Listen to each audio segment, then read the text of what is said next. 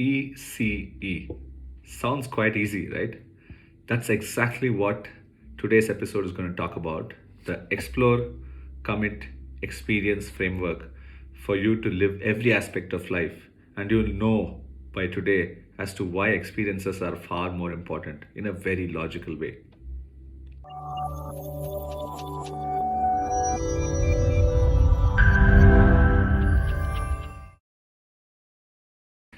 Welcome to episode 6 of the OneLife Theory podcast. My name is Rajiv. Let me do a quick recap of where we are today.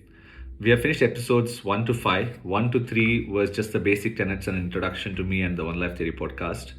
Episode 4 was the first strategy on how you live life, which was about living life with no regrets. Episode 5 was the second strategy by how you live life, which is to live life to its full potential. Today is quite a defining episode because you're going to learn about a three-pronged framework on pretty much any and every aspect of life at any and every point of time, right? So it's a very core foundation in terms of this overall one life theory itself. And there are three parts to it, and I'm going to go sequentially. So, life or any aspect of life that you live is always in one of these three parts. The first part is exploration, you're going to be exploring stuff. The second part is committing, you're going to make a decision and commit to something. And the third part is experiencing, you're going to go really in depth and experience something. Let's start with the first part, explore. So one of the biggest principles that I talked about even in the first episode was that life has infinite options. It does not matter what cards are dealt for you at any particular point in time. You might be in the deepest shit on some aspect of life, but believe me, every single person is going to come out of that deeper shit at some point in their life, right? It's just a question of time and effort. So you might be dealt with great cards, you might not be dealt with great cards, but the universe actually in any aspect of life, whether that's job, whether that's relationships, whether that's other, all the other aspects in terms of health, is actually pretty abundant and offers infinite choices. And in the exploration phase, what you're really doing is to go through these different choices in a particular aspect of life. And I'll actually come to the next episode when I go deeper into the four aspects of life. But for today, I can only tell you that, you should actually go into this phase without judging yourself, because there will be a time when you're just exploring and you're not really deciding on something. And, for example, in the last 6-9 months, when I have been exploring what next I should be doing professionally, there is this pressure to decide on something, right? Because people ask you what next, and I should not let that pressure affect me because I have consciously chosen to be in an exploration phase.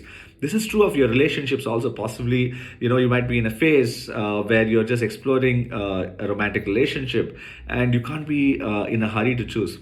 At the same time, you also can be in this phase for a much longer time, because sometimes it's just easier to be in this phase without having to decide. And well, that's a choice that you make, but there is a lot of fun and experiences that you get by getting into the second and the third phases. But as long as it's a choice that you're making, I think it's fair, right? And there's nothing to judge yourself there. The most important part in this is you have to understand and be ready to go through this phase in what it takes in terms of a time of a particular aspect of life. So the universe is abundant. There are infinite possibilities. Do not get stuck with something that you do not like doing, and just go be in that exploration phase.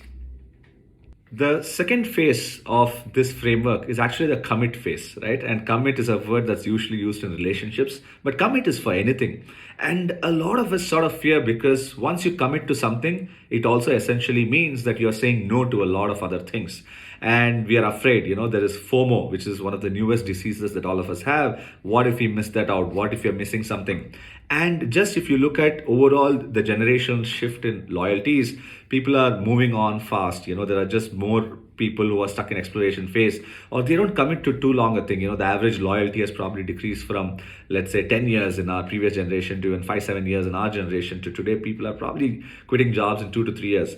And this commit is a phase that you do for your health, for your relationships, for your work. And it's obviously a big decision on some cases, because, for example, if you want to have a kid, it's a big lifelong commitment. You're not making this commitment temporarily and moving on with it, right? A romantic partner is also a commitment, but hey, if things don't work out, there's a way for you to move on.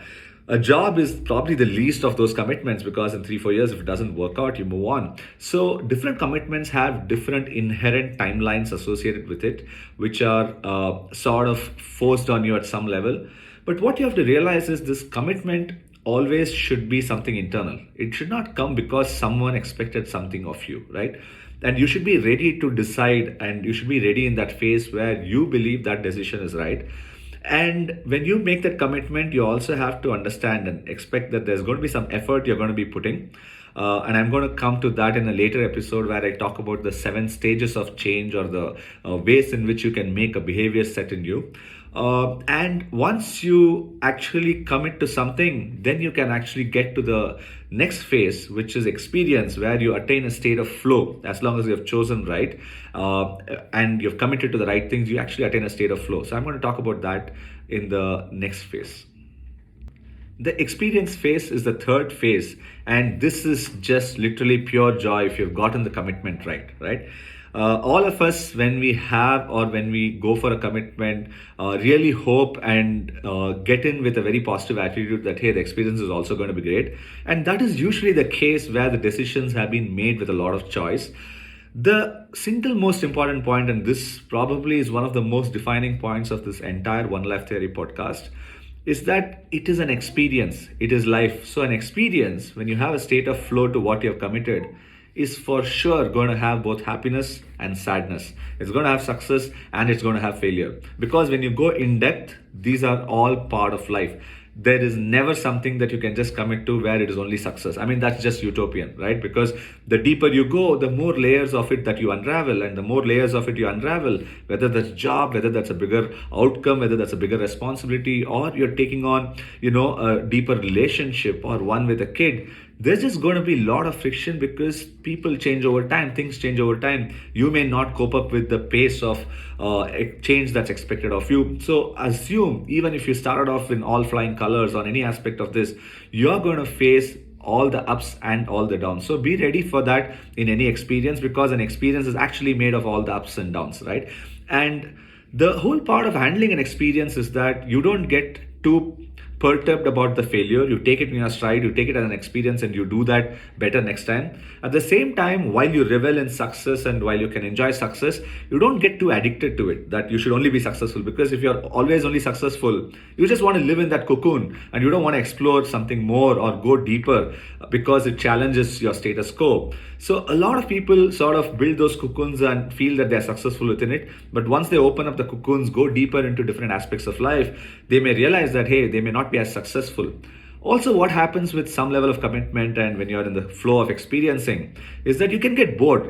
People, all of us can get monotonous or bored. And the whole point of experience is to also question our assumptions and make sure that we put that extra effort, because any and every aspect of life that you commit to and you experience, there will be some or the other where you'll have to put in some work, because nothing is easy in this world. If you want to really go in depth into any aspect of life, you have to put a lot of work into that aspect, whether that's health, whether that's a relationship, whether that's work, whether that's even fun, right? If you want to experience in a travel, you have to really go deep into that country. So every aspect, including fun aspects, actually require you to go in depth and put that effort. And in that process, you're going to have failures and successes, ups and downs.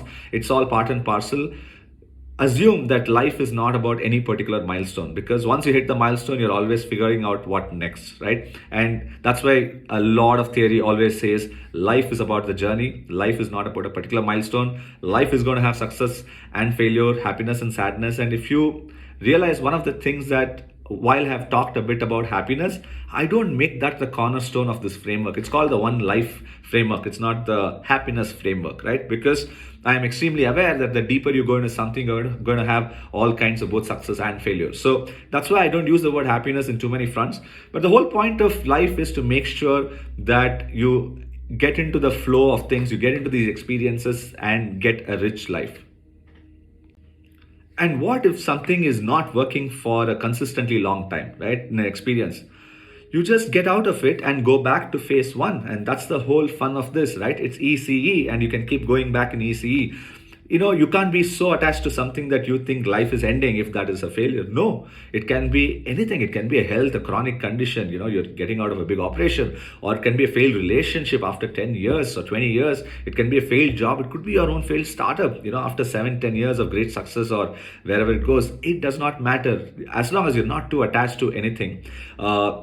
In a way that while you experience with equanimity the success and failure as if it's completely yours, but if it does not repeatedly work out over a period of time, you go back to the exploration phase. So life is not ending just because a commitment or an experience is not ending in rosy picture. So that's the whole point of this framework, and this is one of the core frameworks across this entire One Life Theory podcast.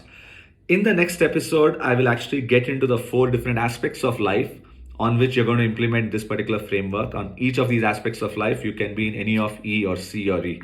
Hope to see you soon in the next episode, number 7.